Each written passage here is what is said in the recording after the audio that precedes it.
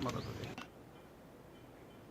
वहीं हरियाणा के बजट से भिवानी के व्यापारी और आमजन को खासी उम्मीदें बंधी हैं। उन्हें उम्मीद है कि 17 मार्च को पेश होने वाला बजट उनके लिए राहत भरा साबित होगा।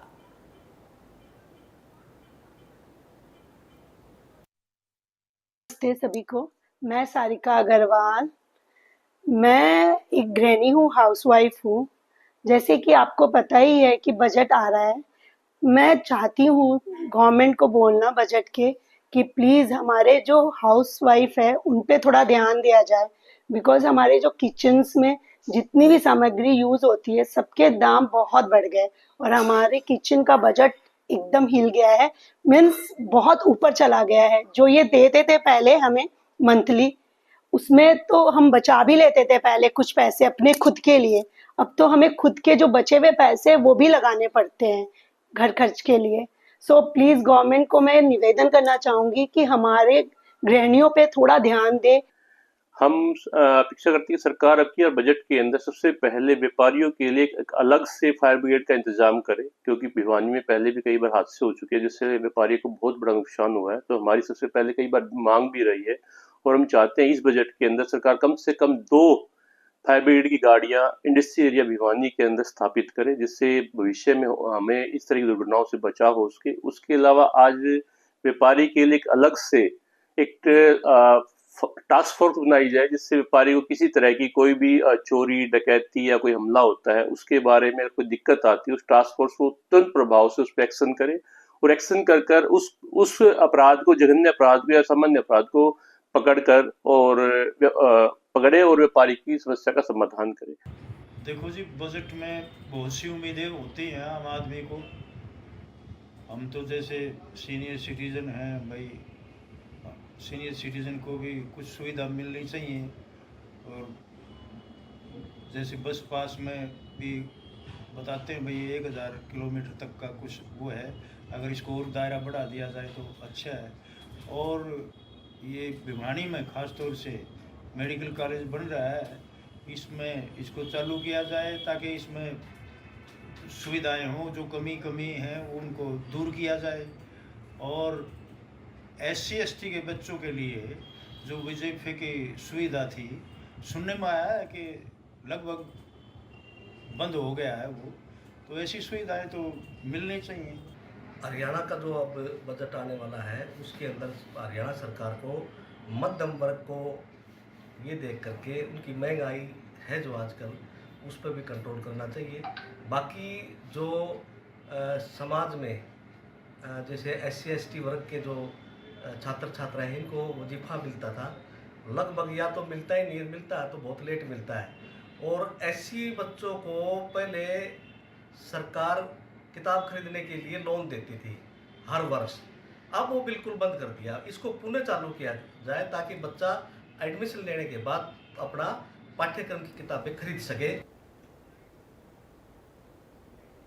वही हरियाणा सरकार का बजट कल पेश होगा। हरियाणा के बजट से लोगों को काफी उम्मीदें हैं। एक तरफ जहां युवा सरकार से काफी उम्मीदें लगाए बैठी है, तो दूसरी ओर आमजन भी सरकार से काफी उम्मीदें लगा बैठा है। अब इसका परिणाम अब की बार हरियाणा में मुख्यमंत्री नायब सिंह सैनी के नेतृत्व में सरकार बनी है और साकार होने वाली है। लोगों को मुख्यमंत्री नायब सिंह सैनी से काफी उम्मीदें हैं। जिस प्रकार से नायब सैनी एक के बाद एक जनहित के फैसले ले रही है, युवाओं को सरकार से उम्मीदें हैं कि सरकार शिक्षा के क्षेत्र में काम करे और जो प्राइवेट स्कूलों की मनमानी है उस पर सरकार इस बजट में लगाम लगाने का काम करे, क्योंकि प्राइवेट स्कूल लगातार फीसों में बढ़ोतरी करती रहती है।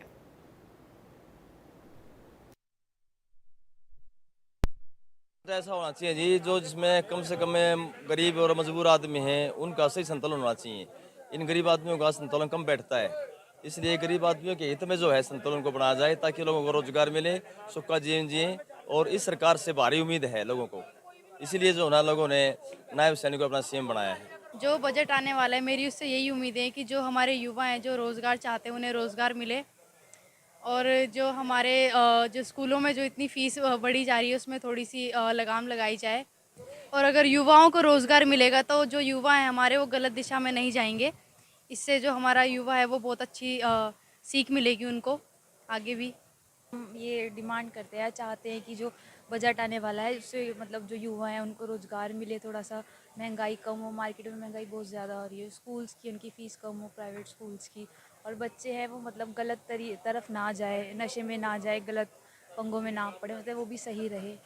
बजट से हर बार ये उम्मीद रहती है कि बजट में हमेशा शिक्षा के सुधारों में शिक्षा के प्रति बजट बढ़ के आए, ताकि शिक्षा में विकास विस्तार हो सके। चिकित्सा में जो चिकित्सा का काम है, जो डॉक्टरी का काम है, इनमें हमारा चिकित्सा बजट भी अच्छा हो, ताकि लोगों को सही तरीके से सस्ता इलाज मिल सके। और उसके अलावा प्राइवेट स्कूलों की जो मनमानी चलती है, मनमानी फीस जो इनकी हर बार बढ़ाई जाती है, तो इन पर थोड़ा सा लगाम लगना चाहिए।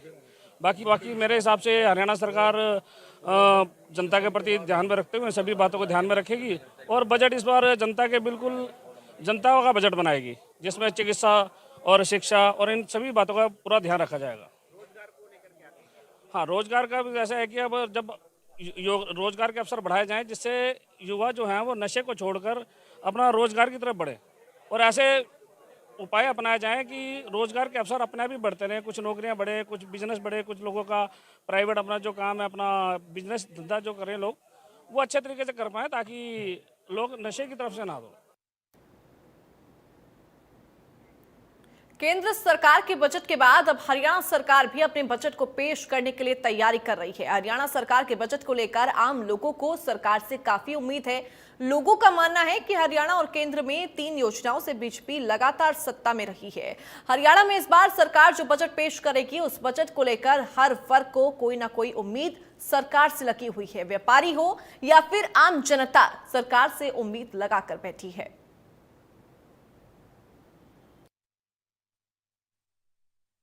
एक व्यापारी होने के नाते जो सेंटर ने बजट पेश किया, मोदी सरकार ने जो बजट पेश किया, वो बहुत ही एक अच्छा बजट पेश किया इस साल।